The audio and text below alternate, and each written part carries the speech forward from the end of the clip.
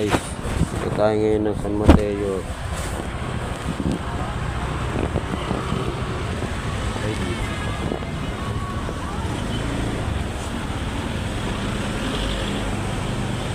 So ang daan ngayon papuntang San Mateo, bundok ng San Mateo mga idol. Ito ang mas madaling daan. Anyway guys manood lang kayo para matutunan nyo kung saan mas mabilis ang daan.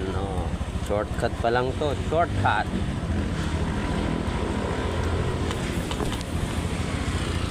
Shortcut to mga lodi. Diba? Hindi ko nga alam kung anong street to